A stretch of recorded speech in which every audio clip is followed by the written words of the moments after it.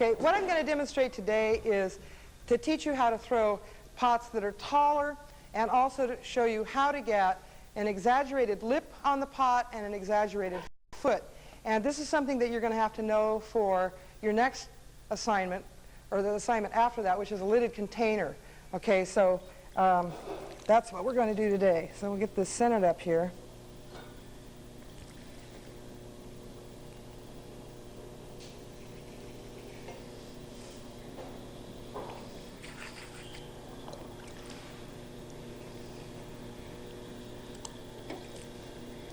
Okay, so just go in, and the difference is going to be on this, whereas you've been pulling the clay all the way up with just a very, very slight lip.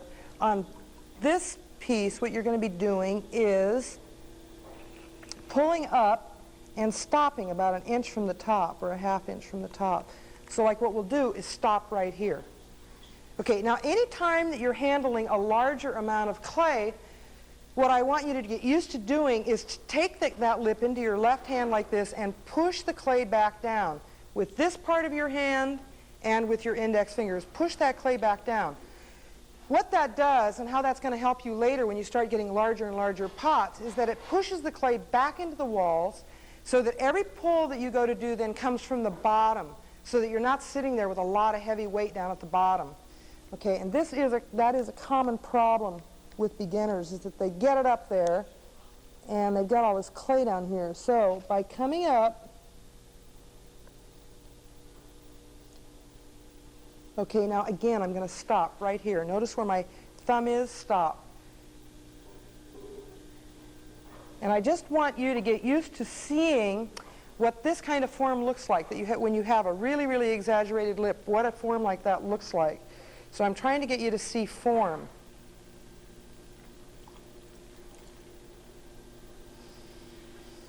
Okay, and this lip later is going to come in handy for when you go to make a lid fit, which means we're going to indent so that the lid has something to set into.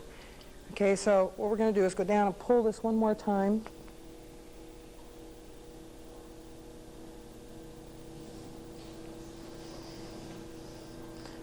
Okay, now basically the clay is up, and what I've done each time that I've done a pull is push that clay back down into the walls so that the bottom of that pot is even with the rest of the walls. Yes, John? Okay, I want you to do an exaggerated foot. In other words, I want a foot that really, really shows. Okay, something that really, really goes in there. And again, that's to get you to see what that form looks like. Okay, so that you start to commit yourself to the foot. And that foot then elevates that pot up. Later on, if you want to do them so they look like they're sitting real heavy or growing out of the ground or whatever, at least you know what it is that you have to eliminate. So take that rib, set it down there, push your fingers into it, and get that thing to really, really sit on an angle. Now we'll come back and we'll straighten these walls out.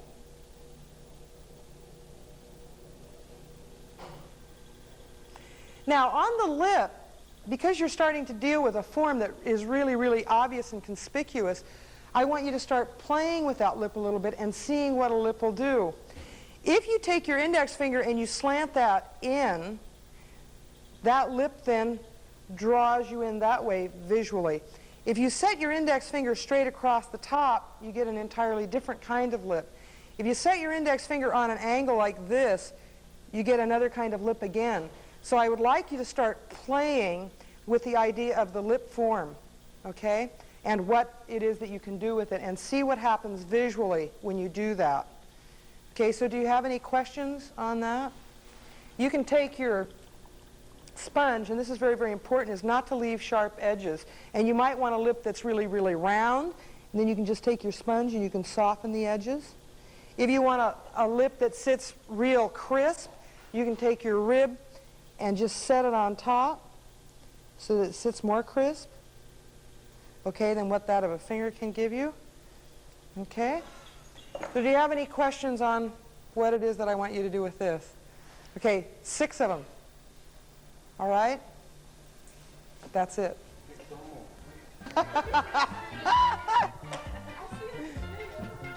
Okay, now let's do the bottle. Huh? Well, these guys are so bad.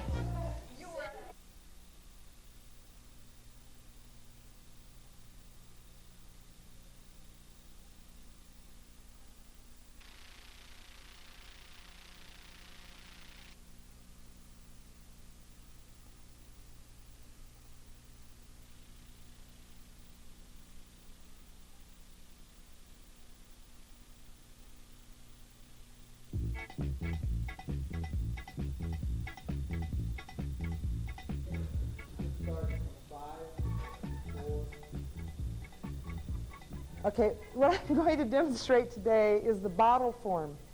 The things that are important on the bottle form that I want you to have are a shoulder and a neck. And those are the two things. What you do with the bottom part of the bottle is entirely up to you. But it has to have a shoulder of some sort and a neck. And this is going to be important for your assignment that deals with lidded containers, because the neck on the bottle is very closely related to the knob on the lidded container. So we'll do a bottle form.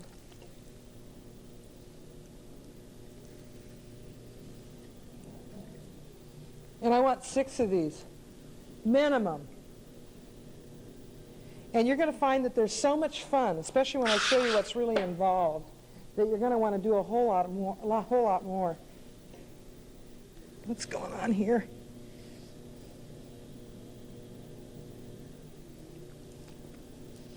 Okay, so just open the clay up.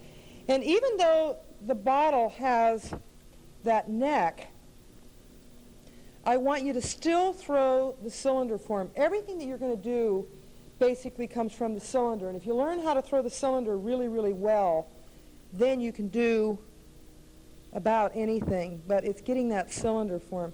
And keep that clay going in. Always keep it going in, even if it means collaring the clay in. So go back and we'll lift again.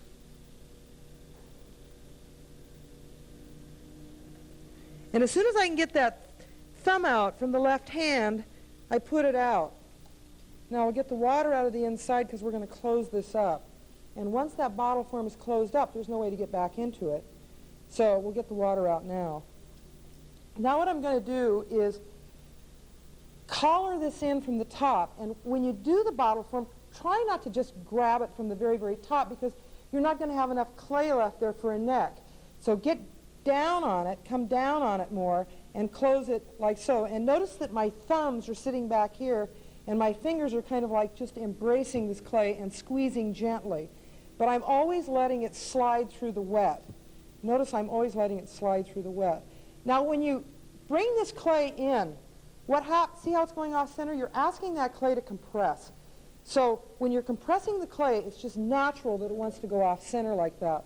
So just take your bug pick and cut it even. Now, see how thick this clay looks? That's because I've compressed it. When I compress it like this, it gives me then all of this extra thick clay in which to pull that spout up. And I have guys that, and ladies that come along, and they put a broomstick in here and they squeeze the clay up and get great big tall necks. You can try that. You can use a piece of doweling, whatever. But for right now, just because I want you to learn how to pull with your fingers, just your fingers, we'll do it like so. So this is considered the neck of the bottle. And this part is considered the shoulder. What you do in between is up to you, however you want. And any kind of lip that you want, you can take these and you can flare them out. You can have them straight up and down. You can, like I showed you on the last assignment, start playing with the lip, have them go straight across where you have a very, very narrow opening where you tilt them. It's entirely up to you. And then just take your rib and put a foot on it. When the clay starts to come up here as you're doing that, take that rib and clean it off with the flat side, and then come back down and get that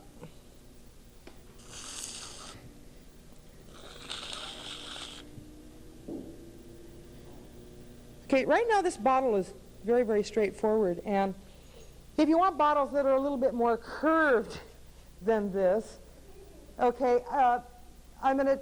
this will be the first time that I've talked about this, but when you start to throw curves, you need a certain amount of stress. It's like when you throw bowls, you need a certain amount of stress, like you rib down on the inside or whatever to get things curved. I'm going to show you a different way to get stress, okay, and how to make this bottle round without throwing it round, because you're not yet into throwing curves. So what you can do is like just blow the bottle up, okay? So we're going to do that. And when you do it, don't blow it up like you're blowing up a balloon, but give it short little breaths, and it'll just expand.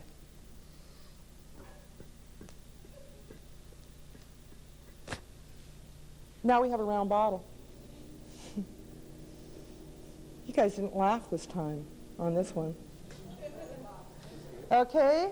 Do you have any questions on the bottle? Yeah, can you make it look like a Coke bottle? Yes, you can make it look like a Coke bottle. A what? Oh, God, I don't want to do that.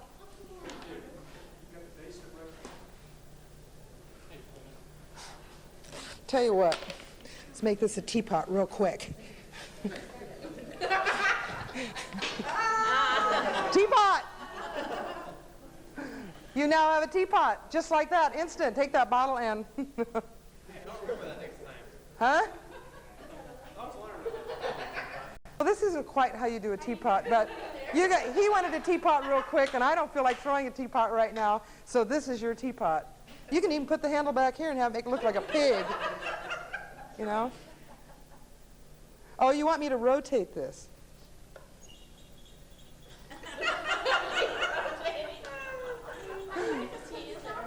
How do you get the tea in there? Now you have a place for the tea, and we'll make a lid here real quick. Da-da-da. You've got to get your imagination going. You know, it's very, very important.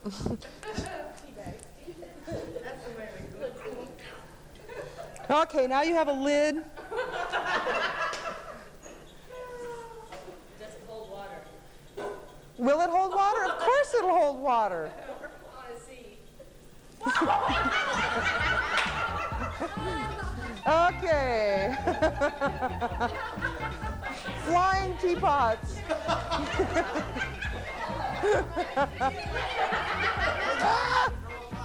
Huh? Well, he wanted you to throw a pot. I threw it.